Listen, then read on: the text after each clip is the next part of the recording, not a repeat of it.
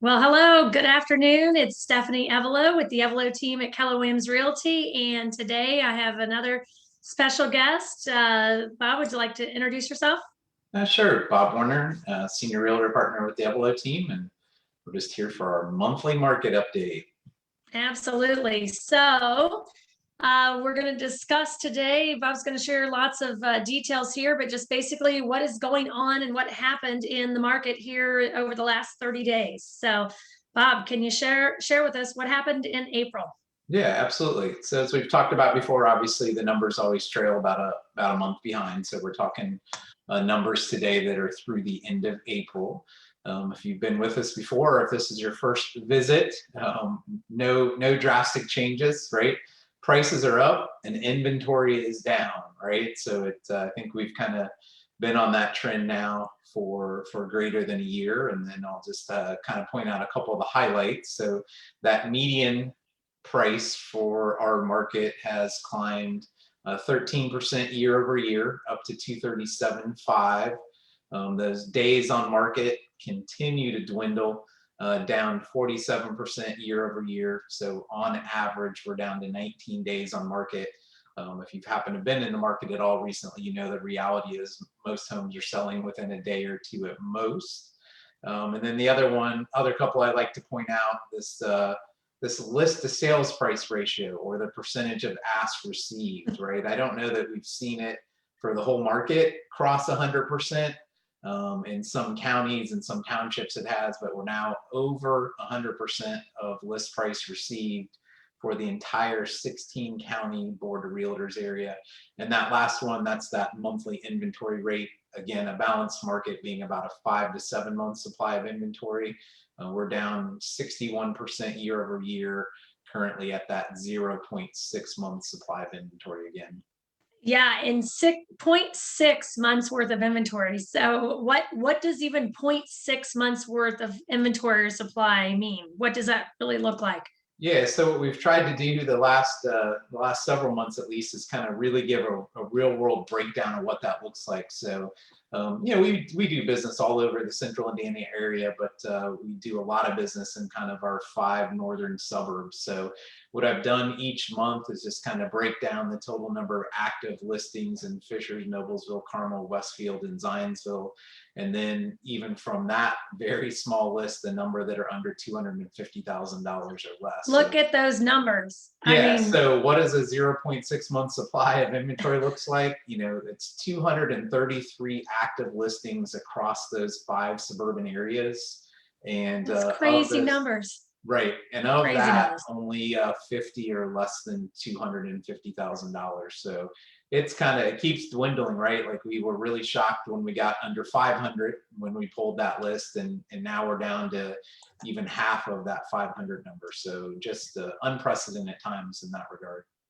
So when we say that there is a shortage and there are no homes hardly on the market, I mean, those aren't just sales words, right? I mean, this is reality. We're looking at the real numbers.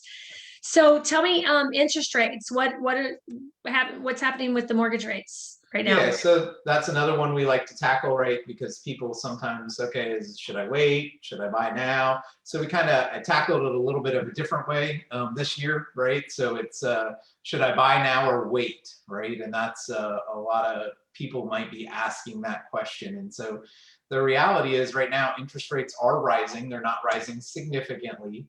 And they are expected to maintain some balance throughout the remainder of 2021. But what's probably more important, with the interest rates rising over the next 12 to 24 months, along with continuing to see that median sales price rise to the tune of double digits, this little infographic here just kind of breaks down what you might have gotten in 2020, what you might get in 2021, and then how much more you might pay in 2022. So at least probably pretty solidly for the next 12 to 24 months. If you've been on the fence, even though home prices might seem high now, between the rising home prices and rising interest rates, waiting, it's ultimately probably going to cost you more money than getting in the market right now. Beyond 2 years, no one really has the crystal ball to know what's going to happen. But we do feel we can kind of look out into that 12 to 24-month range. Well, and I just think about the people that we talked to last year who said, yeah, that they wanted to wait, right? They wanted to wait a year, and now waiting a year is now costing more, right? Not only in monthly payment, but also in overall payment. So overall expense. So yeah. So tell us new construction. I know we do a lot of new construction, and you do a lot of new construction. What are the numbers looking like in new construction? Yeah, so the one slight unfortunate thing is that the Builders Association of Greater Indianapolis didn't have their April numbers yet, so I just kept the March numbers here. But right, when you have an imbalance of supply and demand, what's one thing you can try to do to fix that, right? That's create more widgets, right, in the real world. But for us, it's create more houses. So you can see the builders are doing the best they can to keep up with the demand. Applications, if you weren't with us last month for March, we're up 66% year over year. It was actually the highest number of single family home building permits filed since 2005. And then for the year, we were trending up almost 50% year over year. So, it's been a struggle in the new construction industry as well. Lumber prices have skyrocketed. There's labor shortages. And so there's certainly obstacles in new construction as well. But new homes are being built and new homes are available. And so it's just a matter of finding the right home, the right neighborhood, and the right builder for you. Yeah, fantastic. Yeah, that new construction gives people a viable option. And with some of the builders that have spec homes and things, that opens up opportunity there. Right. So any final thoughts? Any final thoughts that you want to share about the state of the market that we're in right now? We always try to end with something. So today I just pulled up, a little bit of an article that I came across recently, and basically just that Americans still see real estate as their best investment.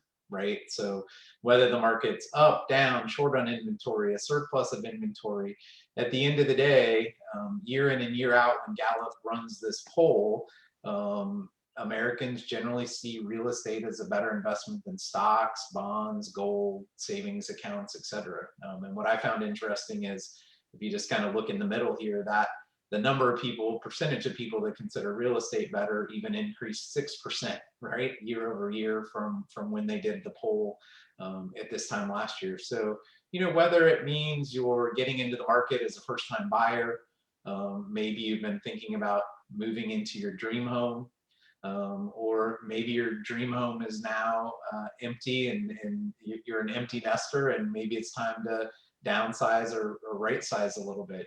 There are definitely advantages to hopping in the market now, especially on the sell side, and perhaps capitalizing on that investment you've made to help you make that next move.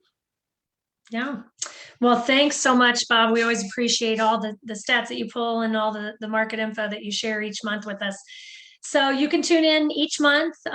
We do this once a month to share just what's happening in our local market and industry here in the Indianapolis and surrounding area.